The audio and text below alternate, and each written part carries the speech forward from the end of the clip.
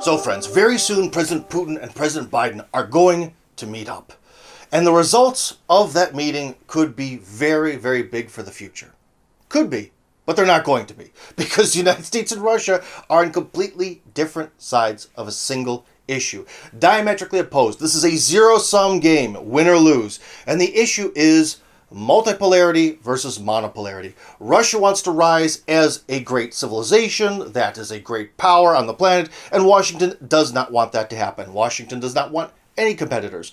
And as long as these two sides see things this way, there's really no way they can agree. It's kind of like a hardcore vegan and a hardcore carnivore going out to dinner. One absolutely has to eat meat, the other absolutely cannot, and they simply cannot find some sort of middle ground, despite the fact that from the street it would look like that would be possible. But it's not going to happen. Now, if we look back at recent history, when Obama was fresh as president and Hillary Clinton was fresh as Secretary of State, she came to Washington in the hopes of officially resetting relations with Russia. All right, she had her little red button that said reset on. Well, it was supposed to say reset. It actually said overload, but I digress. So she had her button, and all the while she was smiling and shaking hands with Sergei Lavrov, U.S. foreign policy wonks and that were all planning the Maidan, which they admitted to.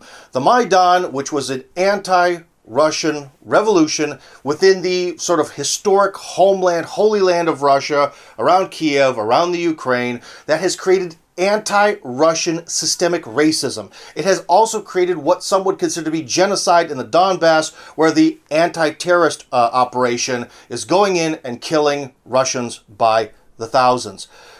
This is why I cannot really have any optimism for this meeting. History has proved that Washington will not back down on monopolarity and has been willing to do some very horrible things to the Russians to keep them down.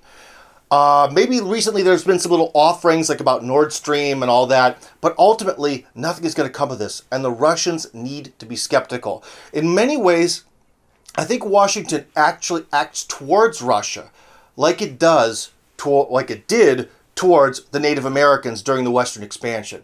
They don't consider Russians to be people. Remember, during the Cold War, there was the First World and the Third World, which we talk about, but where was the Second World?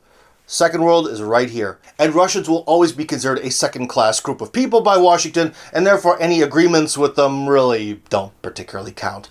So if I were President Putin, I'd be very, very skeptical of this meeting. In fact, I think the best strategy for both Russia and America would be to show up, give the illusion that they're open-minded to making some kind of change, smile, nod heads, shake hands, go home, and continue Cold War 2.0, because ultimately that's what's going to happen anyways.